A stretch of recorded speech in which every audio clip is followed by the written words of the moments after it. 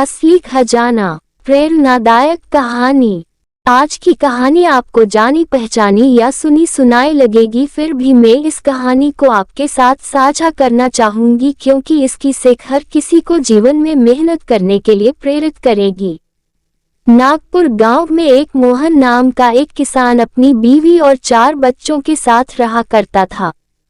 मोहन खेतों में मेहनत करके अपने परिवार का पालन पोषण किया करता था, लेकिन उसके चारों के चारों लड़के बहुत ज्यादा आलसी थे। वे चारों गांव में बेवजह ही इधर उधर घूमकर टाइम पास किए रहते थे। एक दिन रामलाल ने अपनी पत्नी से कहा कि फिलहाल तो मैं खेतों में काम कर रहा हूं, लेकिन मेरे जाने के बाद इन चारों का क्या होगा? इन्होंने तो कभी मेहनत करी ही नहीं है। इन्हें तो खेती के बारे में कुछ भी नहीं पता और नहीं ये जानना चाहते हैं। मोहन की बीवी ने कहा कि आप चिंता मत कीजिए, धीरे धीरे चारों भी काम करने लगेंगे। समय बीता और मोहन के बेटों ने कोई काम नहीं सीखा। एक बार मोहन बहुत बीमार हो गया। उसकी बीमारी बढ़ती ही गई। उसने अपनी बीवी को बोला कि वह चारों बेटों को बुला कर लाए। चारों के आने बाद मोहन बोला, मैं आज तुम्हें एक राज बताने वाला हूँ। शायद अब मैं ज्यादा दिनों तक बच नहीं पाऊंगा।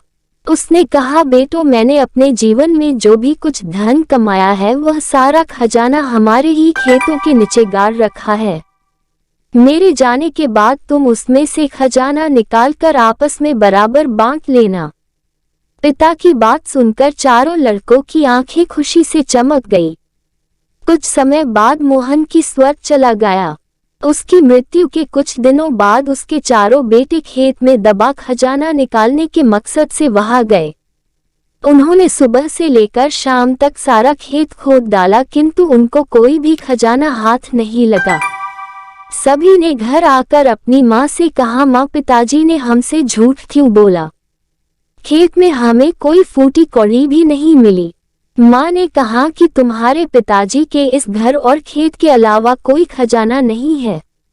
मेरी बात मानो, अब तुमने खेत खोद ही दिया है तो उसमें बीज बो भी दो।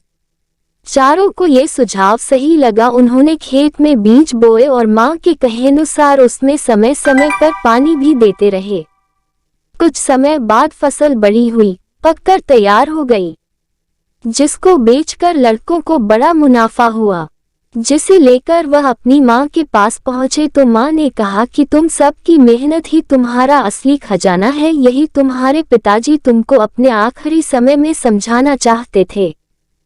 इस वीडियो में आपको कुछ भी अच्छा लगा हो और कुछ सीखने को मिला हो तो प्लीज चैनल को सब्सक्राइब और वीडियो को लाइक, कमेंट, शेयर करना मत भूलना। हम आपके लिए अच्छे कंटेंट लाते रहेंगे।